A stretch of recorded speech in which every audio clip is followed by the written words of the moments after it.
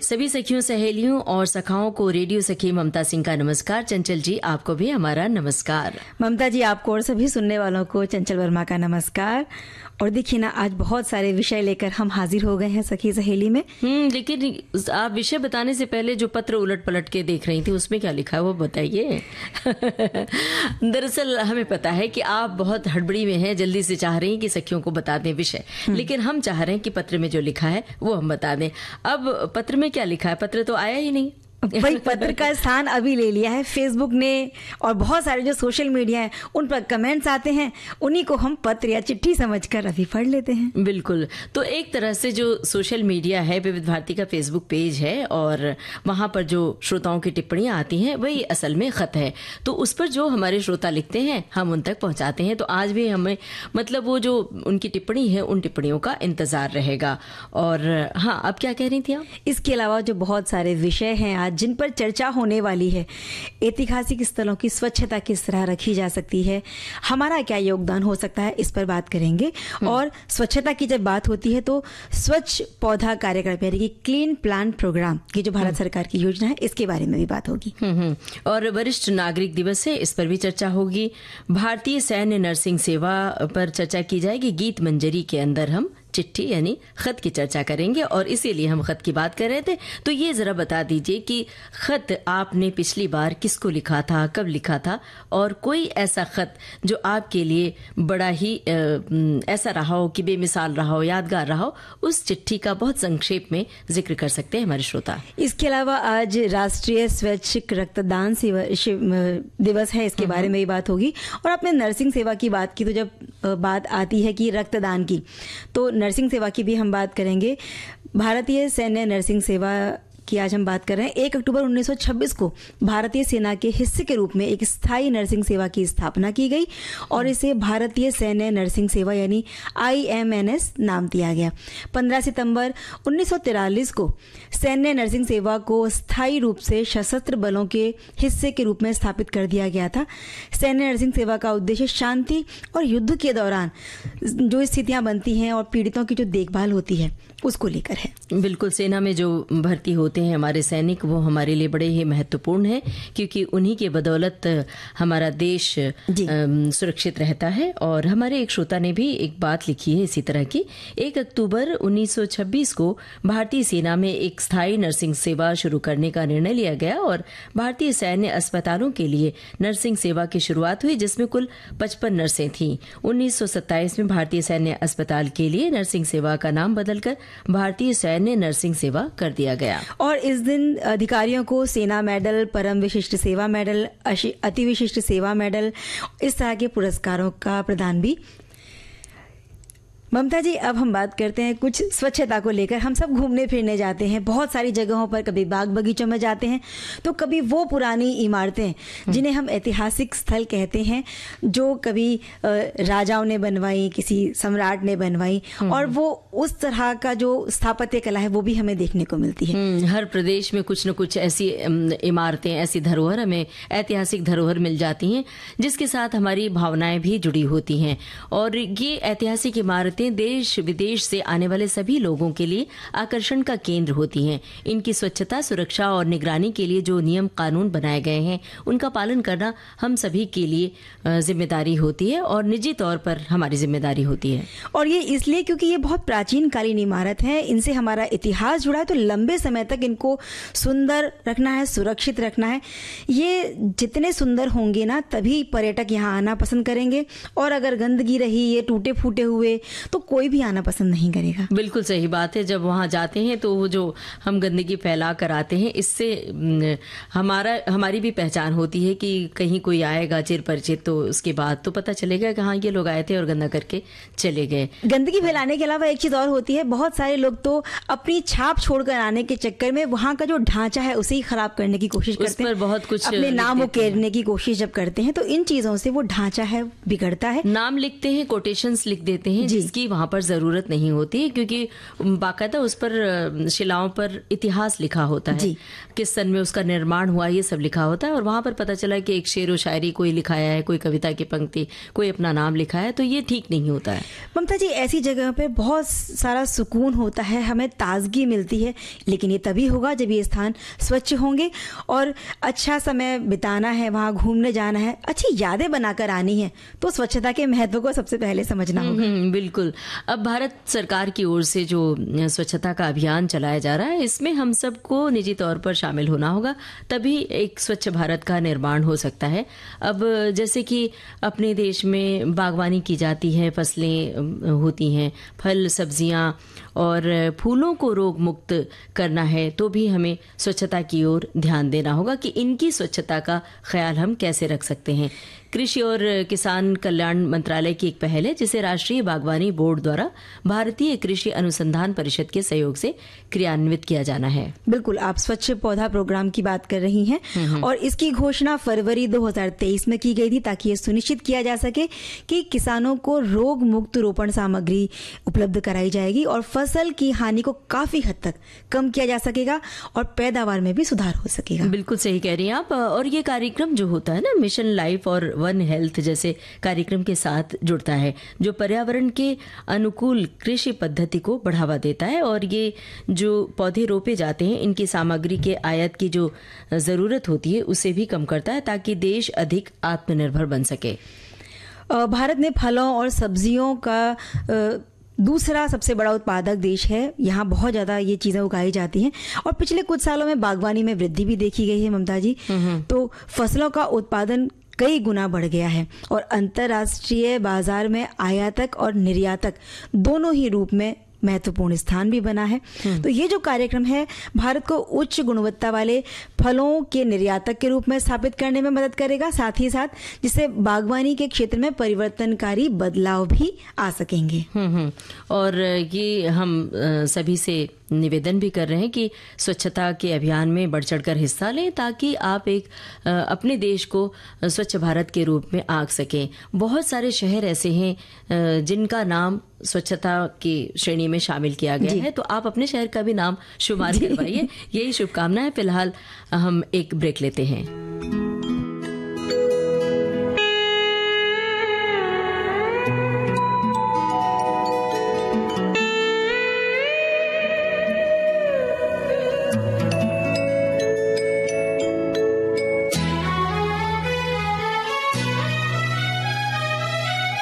और चंचल जी, हम स्वच्छता की बातें कर रहे थे, स्वच्छ पौधा कार्यक्रम की भी बात कर रहे थे। अगर हम स्वच्छता का ख्याल रखेंगे तो हमारी फसल, हमारे खेत लहलहाएंगे और उत्पाद भी बढ़ेगा। अकेलापन, वो भी बुजुर्गों का अकेलापन, बुजुर्ग हमारे घर में होते हैं, होना ना होना जैसे बराबर हो जाता है, उन्हें एक समय के बाद हाशिए पर रख दिया जाता है। तो ये जो हाशिए पर रहते हैं, तो ये कोई नहीं सोचना चाहता, जानना चाहता है कि उनके भीतर क्या हलचल हो रही है, क्या कुछ चल रहा है।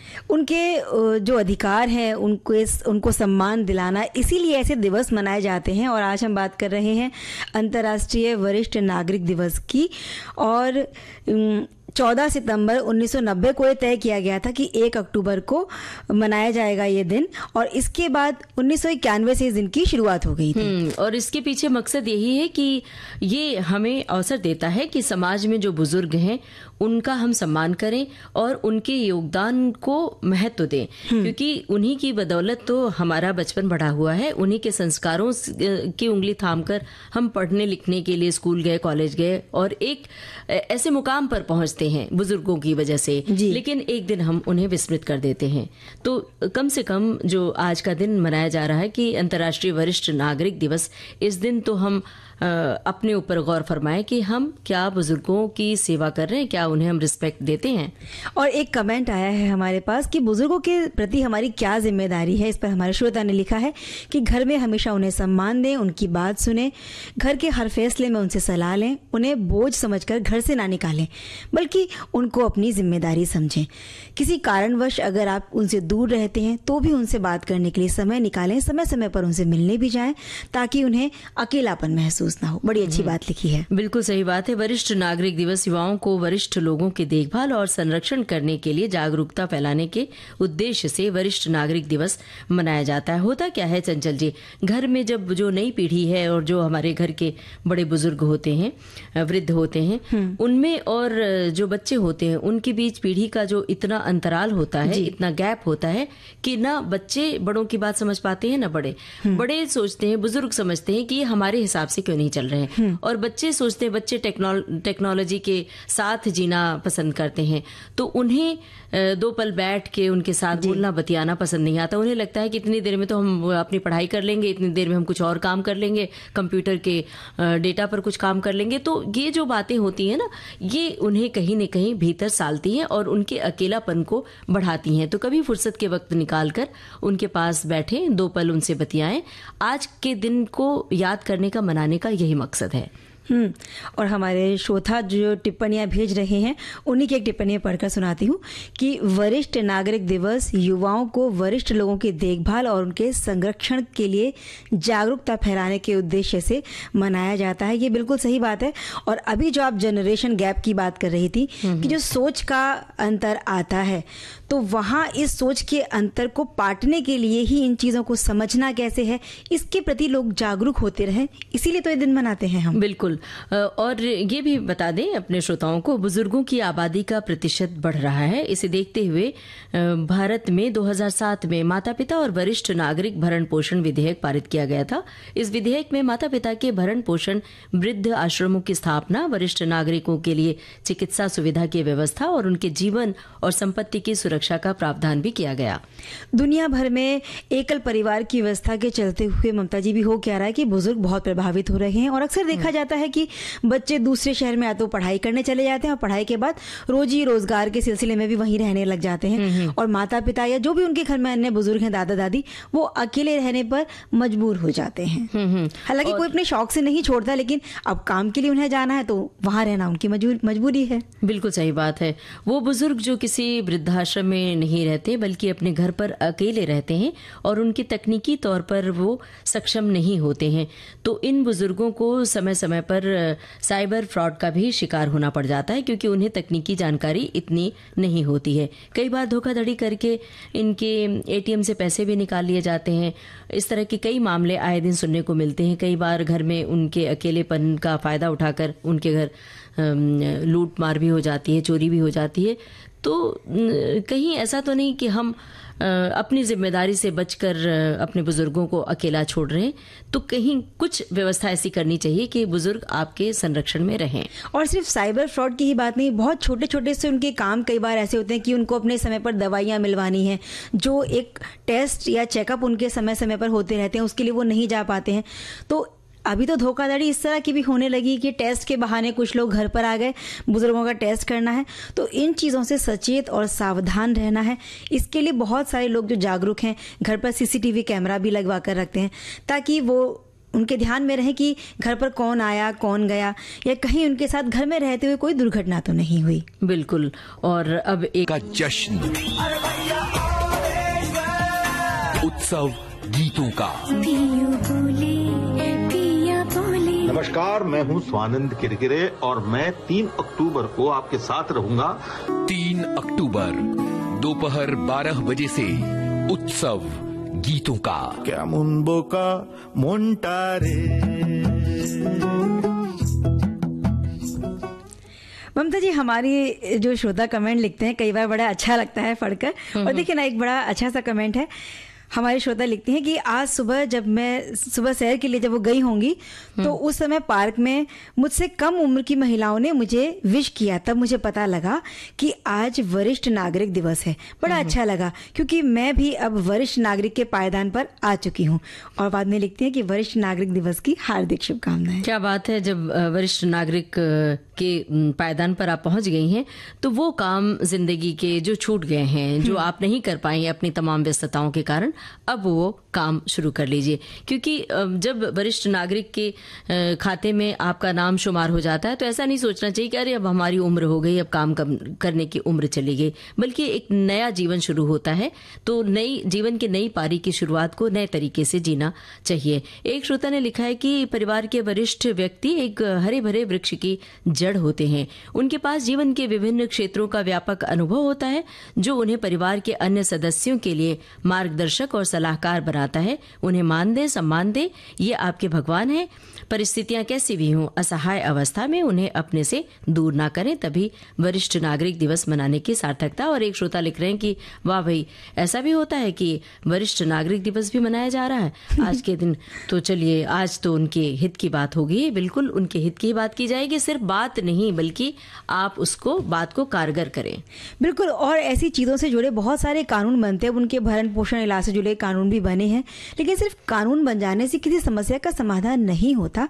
ये तो तब होगा जब हम सुन रहे हैं कार्यक्रम सखी सहेली, और फिर से हाजिर हैं हम सखी सहेली में। और अब हम बात करेंगे स्वैच्छिक रक्तदान दिवस के बारे में।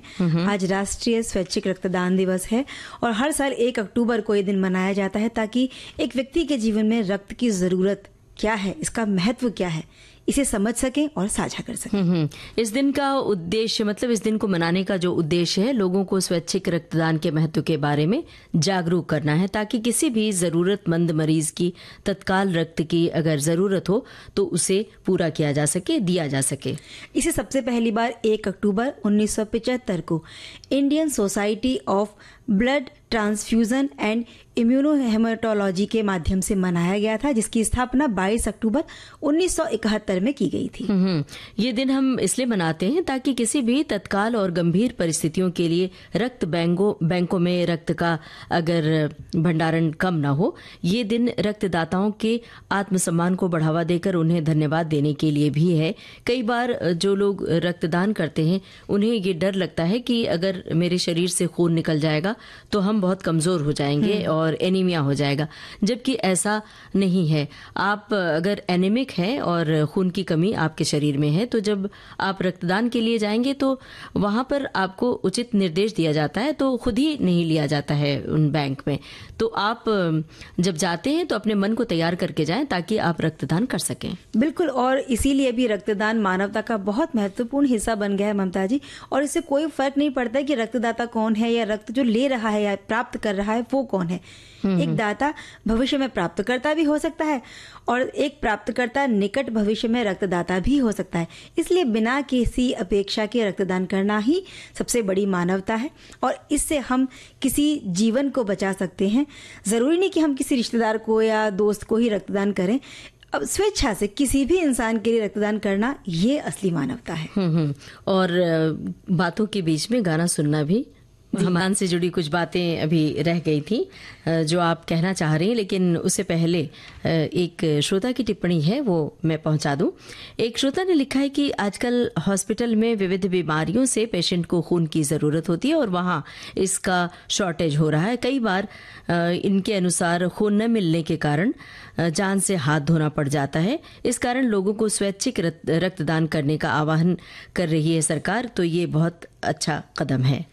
और रक्त की वजह से कई बार कुछ रोगों का संचार भी हो जाता है, तो रक्त संचारित रोगों को रोकने के लिए जो जमा किया गया रक्त है उसकी सावधानी पूर्वक जांच और उसका परीक्षण करना भी बहुत ज़रूरी होता है ममता जी, ताकि किसी के जीवन के लिए खतरा पैदा ना हो।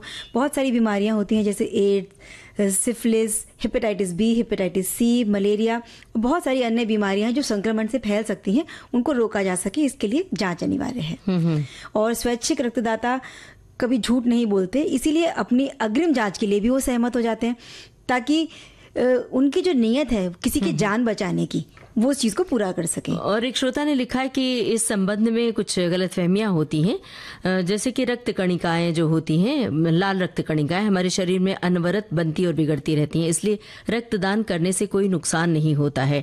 दान की क्षतिपूर्ति शरीर अपने आप कर लिया करता है, फिर दान दिया गया रक्त किसी जरूरतमंद रोगी की जान बचा सकता है। इसलिए ये जो मुहिम है इसमें शामिल होकर रक्तदान जरूर करें। एक एक्ट है ड्रग्स एंड कॉस्मेटिक एक्ट 1940, इसके अनुसार जो रक्तदान करना चाहते हैं उनके लिए कुछ मानदंड हैं।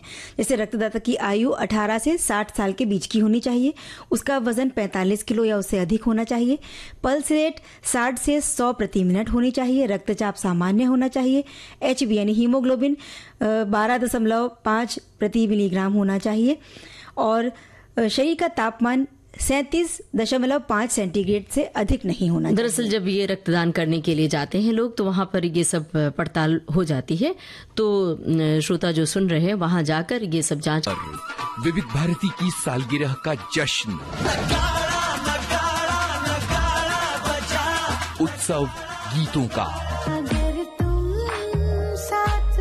दोपहर 12 बजे से गीतकार इरशाद कामिल के साथ। इश्क इतना सहल किया जाए, जब लगे वक्त मिल लिया जाए, बात धागों से कम नहीं साहिब, बात से जख्म से लिया जाए। जग घूमया थारे जैसा न कोई। नमस्कार, मैं हूँ इरशाद कामिल और मैं 3 अक्टूबर को आपके साथ रहूंगा विविध भारती की सालगिरह में। याद रखिए 3 अक्टूबर दोपहर 12 बजे से उत्सव गीतों का।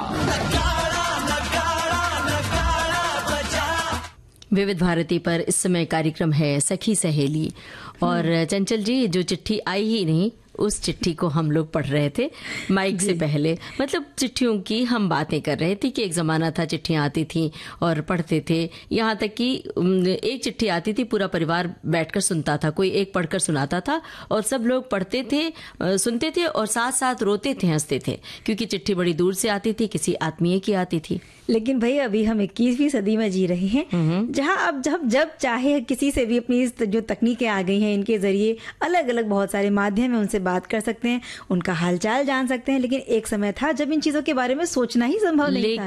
लेकिन जो चिट्ठियों में वो जो घटनाओं की बात होती थी, जो खुशबू होती थी, जो प्यार होता था, वो जो छुअन होती थी चिट्ठियों में, वो फोन पर बात कर लें या तकनीक के जरिए सीधे बात कर लेते हैं तो वो आनंद नहीं आता है। बहरहाल, लेकिन इसका मतलब ये नहीं कि हम तकनीक से दूर होकर हम फिर से चिट्ठी की ओर लौट जाएं। चिट्ठी तो एक समय था कि उसे उन चिट्ठियों को हमने आज भी सहेज कर रखा हुआ है, जब वक्त मिलता है तो उसे पलट कर रख लेते हैं। तो समय के साथ हमें बदलना तो पड़ता है, समय के साथ आगे तो बढ़ना पड़ता है। और आज के युग के जो बच्चे हैं या जो आने वाली हमारी पीढ़ियां होंगी उनके लिए चिट्ठियां इतिहास बनकर रह जाएंगी। और इतिहास की हम बात करें तो जब अंग्रेज जो यहाँ राज करते थे, यानी कि ब्रिटिश राज के समय ही डाकघर की स्थापना हो गई थी और उन्होंने इस सेवा की शुरुआत की थी ताकि जो व्यापारिक हित हैं और संचार की आवश्यकता है उनको पूरा किया जा सके। लेकिन आज़ादी के बाद भी हम सबके लिए सुख दुख के साथी और आम जनता के लिए संचार का साधन बन गया।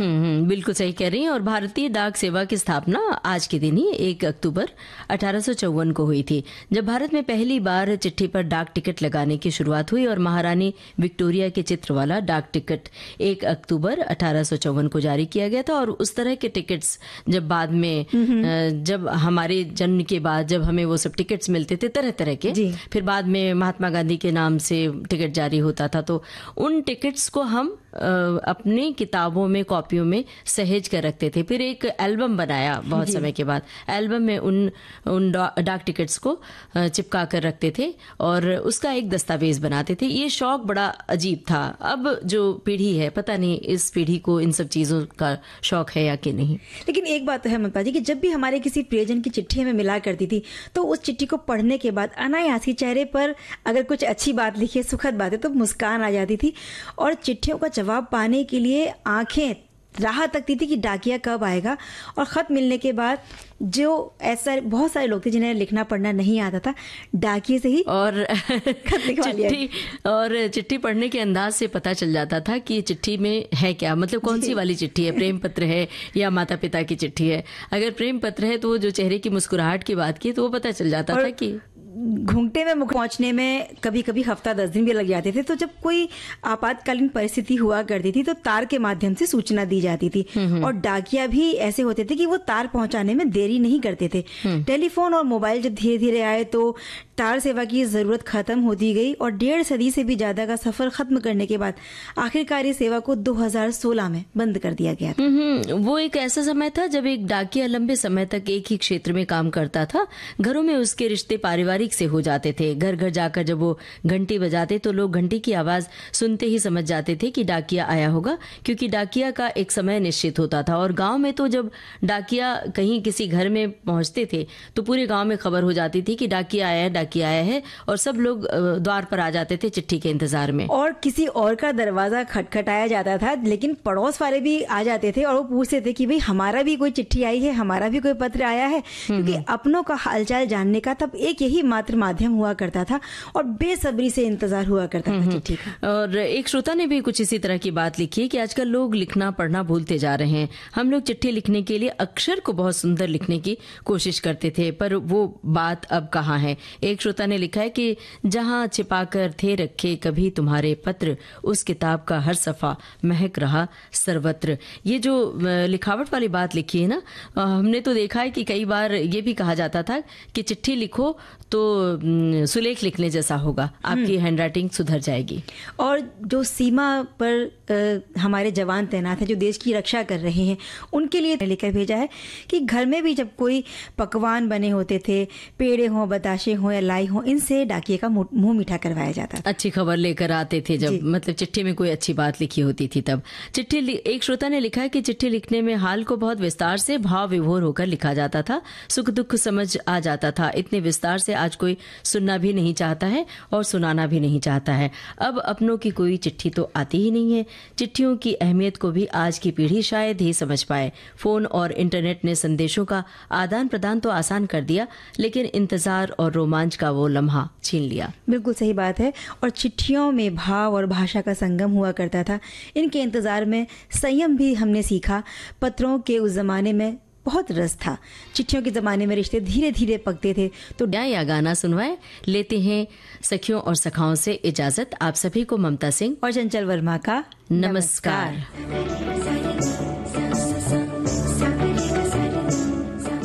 सखी सहेली कार्यक्रम की प्रोड्यूसर अनुश्री पाठक।